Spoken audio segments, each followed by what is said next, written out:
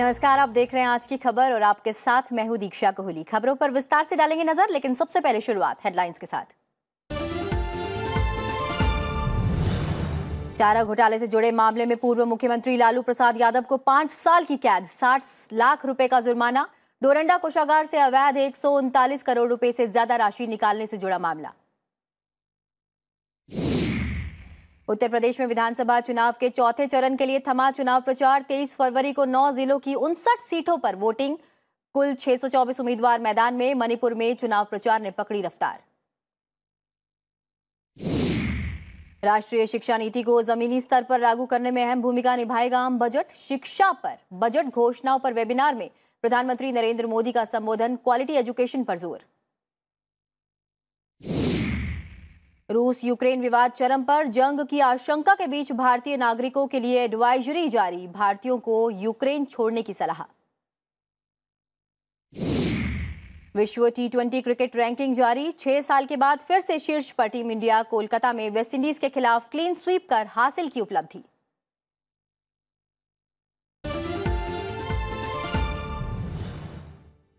और हेडलाइंस के बाद अब आपको दिखाते हैं कुछ और अहम खबरें जो आज सुर्खियों में रही।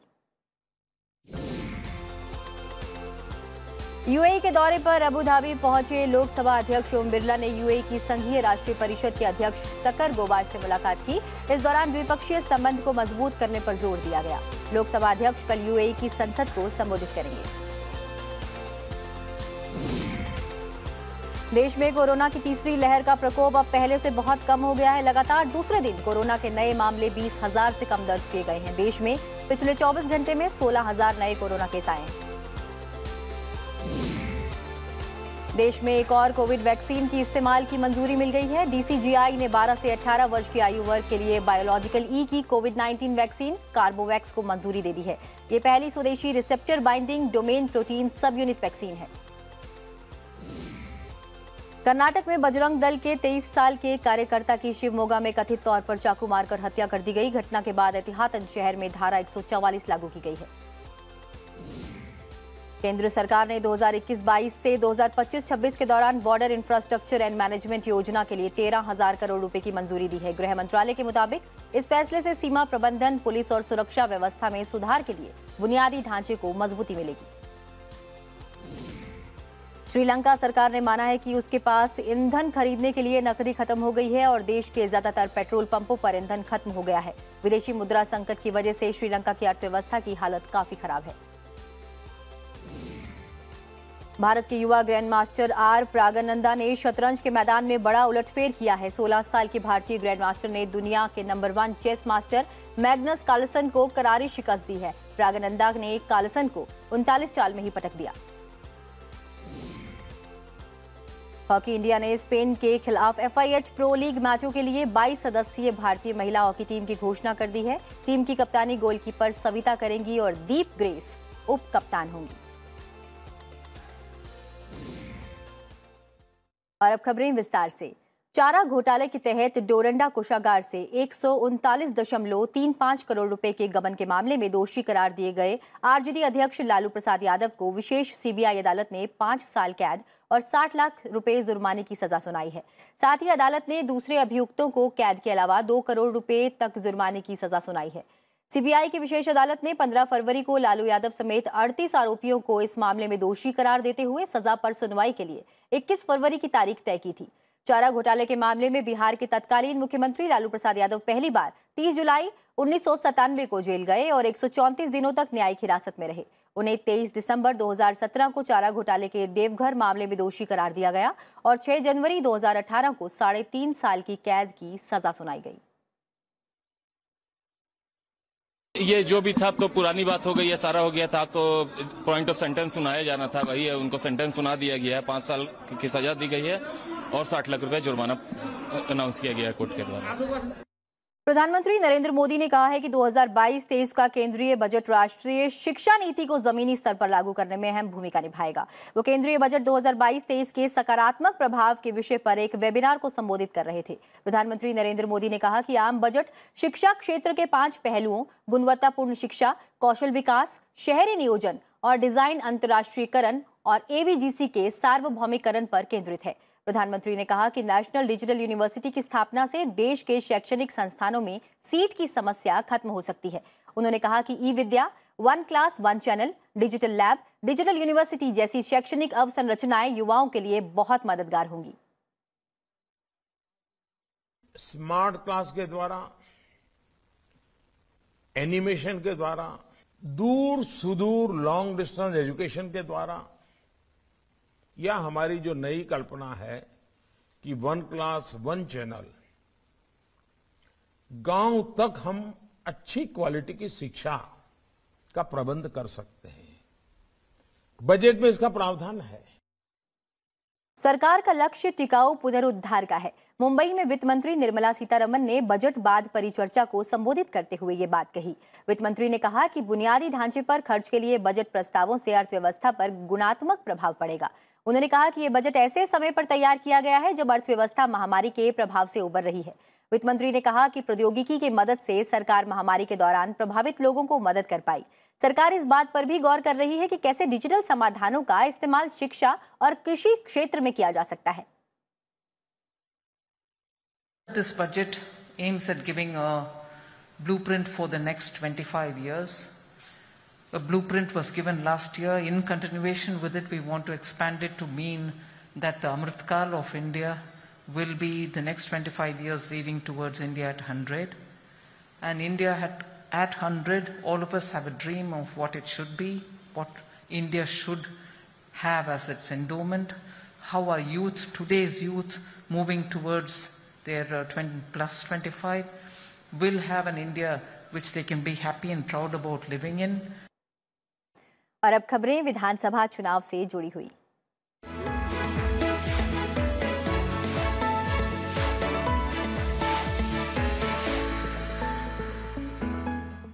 उत्तर प्रदेश में विधानसभा चुनाव के चौथे चरण के लिए प्रचार थम गया है।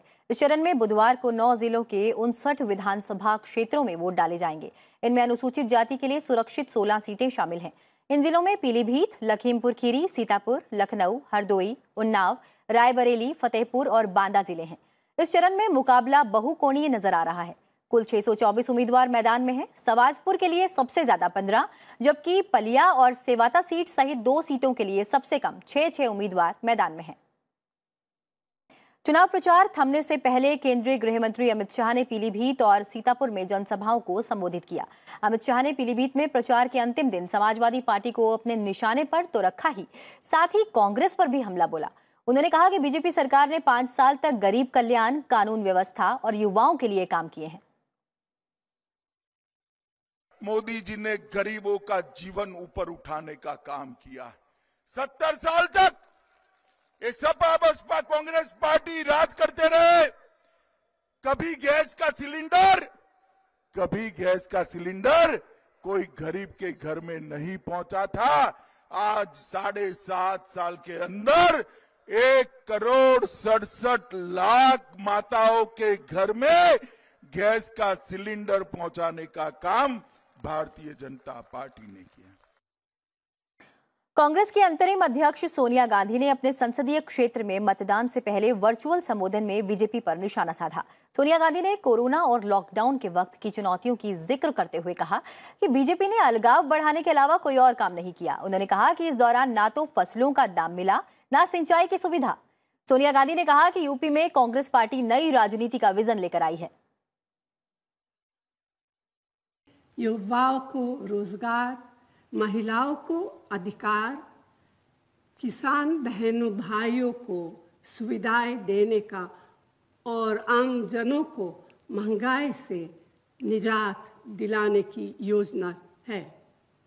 हमने महिलाओं के लिए शक्ति विधान, युवाओं के लिए भर्ती विधान और उत्तर प्रदेश के विकास के लिए उन्नति विधान तैयार किया है। मणिपुर विधानसभा चुनाव के लिए प्रचार तेज हो गया है। हालांकि राजनीतिक भागीदारी में महिलाएं पिछड़ती हुई नजर आ रही हैं। राज्य विधानसभा चुनाव में इस बार कुल 265 उम्मीदवार मैदान में हैं, जिसमें से केवल 17 महिलाएं चुनाव लड़ रही हैं। राज्य में एक रोचक तथ्य ये भी है कि मणिपुर में महिला मतदाताओं की संख्या पुरुष मतदाताओं की तुलना में अधिक है। मणिपुर में महिला नेताओं का कहना है कि जब तक महिलाओं के लिए सीट आरक्षित नहीं की जाएगी, तब तक उनकी उपयुक्त राजनीतिक भागीदारी सुनिश्चित नहीं हो पाएगी।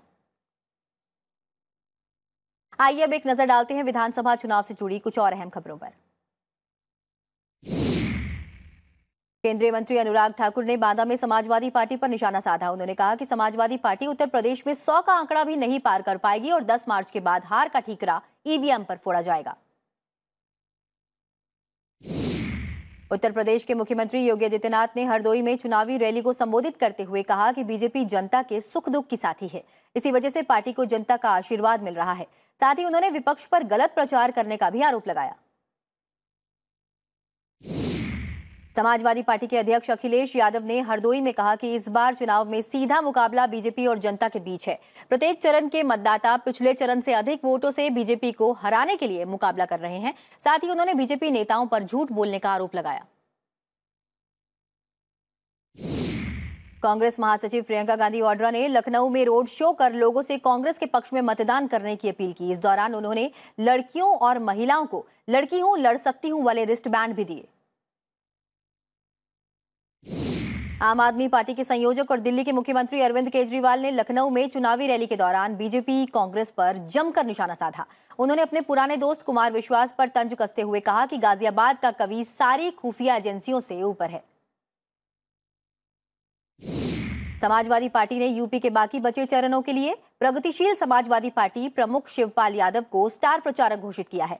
इस लिस्ट में मुलायम सिंह यादव, अखिलेश यादव, डिंपल यादव और स्वामी प्रसाद मौर्य भी शामिल हैं। समाजवादी पार्टी के प्रमुख अखिलेश यादव के खिलाफ आदर्श आचार संहिता उल्लंघन का मामला दर्ज किया गया है। चुनाव अधिकारी के मुताबिक तीसरे चरण के मतदान के दौरान सैफई में मतदान केंद्र पर अखिलेश यादव ने मीडिया से बातचीत की। इसका वीडियो सोशल मीडिया पर वायरल होने के बाद मामला दर्ज किया गया है। केंद्रीय मंत्री नितिन गडकरी ने मणिपुर में चुनाव प्रचार के दौरान कांग्रेस पर निशाना साधा है। उन्होंने कहा कि आजादी के बाद प्रदेश में जितनी भी सरकारें बनी, किसी ने विकास को कभी प्राथमिकता नहीं दी। केंद्र में नरेंद्र मोदी की सरकार बनने के बाद इस क्षेत्र के विकास पर फोकस किया गया। कांग्रेस नेता राहुल गांधी ने इम्फाल में बीजेपी पर जमकर निशाना साधा। उन्होंने कहा कि बीजेपी खुद को श्रेष्ठ दिखाने की कोशिश करती है, लेकिन उन्हें विनम्रता में विश्वास है। साथ ही उन्होंने बीजेपी पर वादा खिलाफी का आरोप लगाते हुए जनता से सवाल पूछने की अपील की। केंद्रीय मंत्री भूपेंद्र यादव और सर्बानंद सोनोवाल ने मणिपुर के बबागई और थंगा विधानसभा क्षेत्रों में चुनाव प्रचार किया। दोनों ने प्रदेश के विकास को गिनाते हुए लोगों से बीजेपी के पक्ष में मतदान की अपील की। बीजेपी प्रत्याशी ध्वजारोहण समारोह में मुख्यमंत्री भी मौजूद रहे।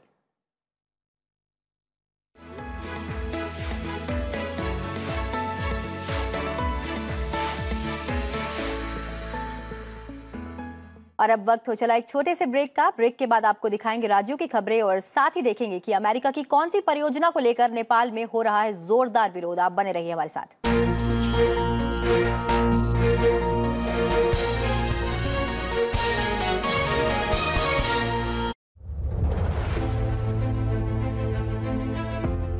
हम इस वक्त हैं राजस्थान की जाहोता पंचायत में। यहाँ पर देखेंगे कि कैसे संविधान से मिले अधिकार जाहोता पंचायत को मजबूत कर रहे हैं। सबसे पहले हमने मोदी जी के स्वच्छ भारत मिशन की ओर ध्यान दिया और हमारे गांव को एक स्वच्छ गांव के रूप में स्थापित करने का हमने प्रयत्न किया, जिसमें हम काफ़ी हद तक सफल भी रहे। आज हमें यहाँ आकर के जब देखते हैं ना पंचायत को बाहर वाले, तो भी ये कहते हैं कि अब जाहोता पंचायत ही है, यहाँ बहुत अच्छा विकास हुआ है। पहले हम साधारण खेतियाँ करते थे, अब हम हाईटेक खेतियाँ कर रहे हैं। कुल मिला के हमारा टर्नओवर काट बिट के हमें 2 पॉलिहाउसों में 10 लाख रुपए पर साल के कमा लेते हैं आराम से। देखिए संसद टीवी की खास पहल लोकतंत्र विशाल भव्य अद्वितीय, मंगलवार शाम 7:30 बजे सिर्फ संसद टीवी पर।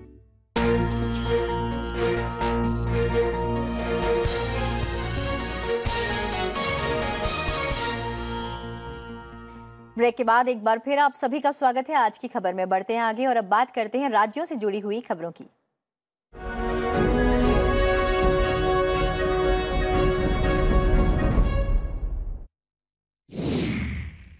मुंबई में बीएमसी के अधिकारियों ने तटीय नियामक क्षेत्र के नियमों के कथित उल्लंघन को लेकर केंद्रीय मंत्री नारायण राणे के स्वामित्व वाले एक बंगले का निरीक्षण किया। अधिकारियों ने बंगले की तस्वीरें और माप भी लिए, साथ ही विभिन्न दस्तावेजों की जांच की गई। तृणमूल कांग्रेस के वरिष्ठ नेता और पश्चिम बंगाल के मंत्री साधन पांडे का आज राजकीय सम्मान के साथ अंतिम संस्कार किया गया। साधन पांडे लंबे समय से बीमार थे और रविवार को मुंबई के एक अस्पताल में उनका निधन हो गया। वे 71 वर्ष के थे। आंध्र प्रदेश के उद्योग एवं सूचना प्रौद्योगिकी मंत्री मेकापति गौतम रेड्डी का हैदराबाद में दिल का दौरा पड़ने से निधन हो गया है। वो 50 वर्ष के थे। गौतम रेड्डी दुबई एक्सपो में शामिल होने के बाद हाल ही में हैदराबाद लौटे थे। पश्चिम बंगाल के 108 नगर निकायों में 27 फरवरी को मतदान होना है। इससे पहले चुनाव प्रचार चरम पर पहुंच चुका है। बीजेपी और तृणमूल कांग्रेस के उम्मीदवार घर घर जाकर चुनाव प्रचार कर रहे हैं। पश्चिम बंगाल में तृणमूल कांग्रेस ने निकाय चुनाव में बागी होकर निर्दलीय चुनाव लड़ने वाले 150 से अधिक कार्यकर्ताओं को पार्टी से निष्कासित कर दिया है। ये सभी कार्यकर्ता नॉर्थ 24 परगना जिले के हैं। इससे पहले भी रविवार को पार्टी ने 61 कार्यकर्ताओं को निष्कासित किया था। मदुरै में स्थानीय निकाय चुनाव के लिए आज पुनर्मतदान हुआ। कड़ी सुरक्षा के बीच 17 पोलिंग बूथों पर वोट डाले गए। वहीं चेन्नई नगर निगम में वार्ड 51 और वार्ड 179 में एक बूथ पर रीपोलिंग हुई। गुजरात में ऑनलाइन कक्षाएं बंद करने के फैसले के बाद आज से सभी स्कूल एक बार फिर खुल गए। स्कूलों में कोविड-19 संबंधी दिशा निर्देशों का सख्ती से पालन किया जा रहा है। छात्रों का मास्क पहनना अनिवार्य है। गोवा में कक्षा 1 से 12वीं तक के स्कूल फिर से खुल गए हैं। हालांकि अभी छात्रों के लिए यूनिफॉर्म को अनिवार्य नहीं किया गया है। कोविड-19 महामारी की वजह से लंबे समय के बाद स्कूल परिसरों में लौटे विद्यार्थियों में उत्साह देखने को मिला। केरल में भी आज से सभी कक्षाओं के स्कूल खुल गए हैं। यहाँ स्कूलों में साफ सफाई और कोविड प्रोटोकॉल का सख्ती से पालन किया जा रहा है। वहीं कुछ स्कूलों में मिड डे मील भी शुरू कर दिया गया है। जम्मू में कक्षा 1 से लेकर 8वीं तक के छात्रों के लिए स्कूल खुल गए हैं। हालांकि पहले दिन स्कूलों में उपस्थिति कम रही। स्कूलों में कोविड प्रोटोकॉल के पालन के साथ बच्चों के स्वास्थ्य की निगरानी भी की जाएगी। ओडिशा में पुरी स्थित जगन्नाथ मंदिर में प्रवेश के लिए आरटी-पीसीआर जांच और कोविड-19 टीके की 2 खुराक लगवाने का प्रमाण पत्र दिखाने की अनिवार्यता अब नहीं होगी। प्रशासन ने श्रद्धालुओं को छूट देने का ऐलान किया है।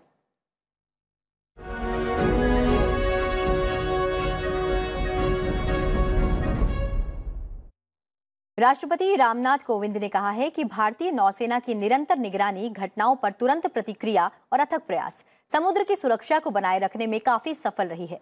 वो बंगाल की खाड़ी में विशाखापट्टनम तट पर प्रेसिडेंट फ्लीट रिव्यू 2022 के दौरान नौसेना के बेड़े को संबोधित कर रहे थे। प्रेसिडेंट फ्लीट रिव्यू 2022 के दौरान भारत ने समुद्री रक्षा क्षमता का पूर्ण प्रदर्शन किया, जिसमें जहाजों, विमानों और पनडुब्बियों की उत्कृष्ट परेड ने नौसेना की पेशेवर क्षमता और दृढ़ संकल्प को प्रदर्शित किया। स्वदेश निर्मित नौसैन्य गश्ती जहाज आईएनएस सुमित्रा पर सवार होकर राष्ट्रपति रामनाथ कोविंद ने बंगाल की खाड़ी में जहाजों का निरीक्षण किया और सलामी ली। राष्ट्रपति ने पनडुब्बी कॉलम का भी निरीक्षण किया, जिसमें आईएनएस वेला शामिल है, जो भारत में निर्मित कलवारी वर्ग की पनडुब्बी है। इस बार की थीम भारतीय नौसेना राष्ट्र की सेवा में 75 वर्ष थी। इस मौके पर राष्ट्रपति ने कहा कि भारत महासागरों के सतत उपयोग के लिए इस क्षेत्र में सभी के लिए सुरक्षा और विकास में विश्वास करता है। मेक इन इंडिया अभियान का जिक्र करते हुए राष्ट्रपति ने कहा कि देश भर के विभिन्न सार्वजनिक और निजी शिपयार्ड में निर्माणाधीन कई युद्धपोतों और पनडुब्बियों की लगभग 70% सामग्री स्वदेशी है। आजादी के अमृत महोत्सव के तहत 22 से 28 फरवरी तक विज्ञान सर्वत्र पूज्यते, सभी के लिए विज्ञान का उत्सव कार्यक्रम का आयोजन किया जा रहा है। यह आयोजन एक साथ देश के 75 स्थानों में आयोजित किया जा रहा है। 75 वर्ष की उपलब्धियों का जश्न विज्ञान सर्वत्र पूज्यते के माध्यम से मनाने का निर्णय भारत सरकार के प्रधान वैज्ञानिक सलाहकार कार्यालय और संस्कृति मंत्रालय के नेतृत्व में लिया गया है। विज्ञान सप्ताह को विज्ञान एवं प्रौद्योगिकी विभाग, जैव प्रौद्योगिकी विभाग आदि की ओर से संयुक्त रूप से आयोजित किया जाएगा। कार्यक्रम का मकसद नई पीढ़ी को आधुनिक विज्ञान के संस्थापकों के राष्ट्र निर्माण में योगदान और उपलब्धियों से परिचित कराना है। A mega event, a week of celebration of science. And certainly this will motivate not only the young children to take science as a profession, but the common citizens would know the contributions of science. We all know that to understand the present and also plan for the future, we also should know what was the history. विदेश मंत्री S Jaishankar ने France के विदेश मंत्री gene येवेस ले ड्रियन के साथ द्विपक्षीय सहयोग, हिंद प्रशांत और यूक्रेन में हालात सहित अनेक मुद्दों पर सार्थक बातचीत की। विदेश मंत्री एस जयशंकर जर्मनी में म्यूनिख सुरक्षा सम्मेलन में भाग लेने के बाद रविवार को 3 दिवसीय यात्रा पर फ्रांस पहुंचे हैं। फ्रांस के विदेश मंत्री के साथ बैठक के दौरान विदेश मंत्री एस जयशंकर ने Afghanistan joint comprehensive plan of action पर बातचीत की। साथ ही यूक्रेन संकट पर भी चर्चा हुई। दोनों मंत्रियों ने बहुपक्षवाद और कानून आधारित व्यवस्था के लिए अपनी प्रतिबद्धता दोहराई। भारत और फ्रांस ने ब्लू इकोनॉमी यानी समुद्री अर्थव्यवस्था पर द्विपक्षीय आदान प्रदान बढ़ाने के लिए एक रूपरेखा पर हस्ताक्षर किए हैं। विदेश मंत्री ने 22 फरवरी 2022 को हिंद प्रशांत पर सहयोग के लिए EU मंत्री स्तरीय मंच के आयोजन जैसी पहल के लिए फ्रांस की सराहना की। विदेश मंत्री हिंद प्रशांत और यूरोपीय संघ के देशों के मंत्रियों के साथ इसमें भाग लेंगे। भारत ने यूक्रेन में जारी तनाव को देखते हुए सभी भारतीयों और छात्रों को यूक्रेन छोड़ने की एडवाइजरी जारी की है।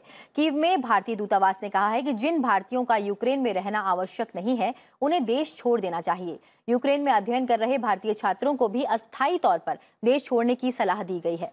छात्रों को चार्टर उड़ान के बारे में ताज़ा जानकारी लेने के लिए अपने अनुबंधकों के संपर्क में रहने को कहा गया है। यूक्रेन से भारतीयों को निकालने के लिए वाणिज्यिक और चार्टर उड़ान उपलब्ध कराई जा रही है। भारतीयों को दूतावास के फेसबुक पेज, ट्विटर अकाउंट और वेबसाइट देखने को कहा गया है, जिससे उन्हें ताज़ा जानकारी मिल सके। व्हाइट हाउस ने कहा है कि रूस अगर यूक्रेन पर हमला नहीं करे तो अमेरिका के राष्ट्रपति जो बाइडेन रूसी समकक्ष व्लादिमीर पुतिन के साथ सैद्धांतिक रूप से बैठक करने के लिए तैयार हैं। फ्रांस के राष्ट्रपति इमैनुअल मैक्रोन की मध्यस्थता से यह स्थिति बनी है। अमेरिका ने लगातार आगाह किया है कि रूस कभी भी यूक्रेन पर हमला कर सकता है और साथ ही रूस के ऐसा करने पर उस पर कड़े प्रतिबंध लगाने की चेतावनी भी दी है। उधर रूस ने यूक्रेन पर हमला करने के अमेरिकी दावों को खारिज किया है।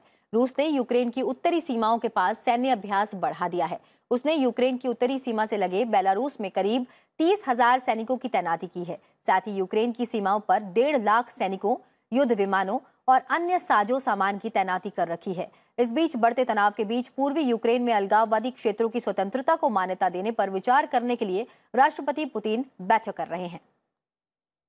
नेपाल सरकार ने विरोध के बीच विवादास्पद मिलेनियम कॉरपोरेशन चैलेंज परियोजना से जुड़े समझौते को संसद में मंजूरी के लिए पेश कर दिया है।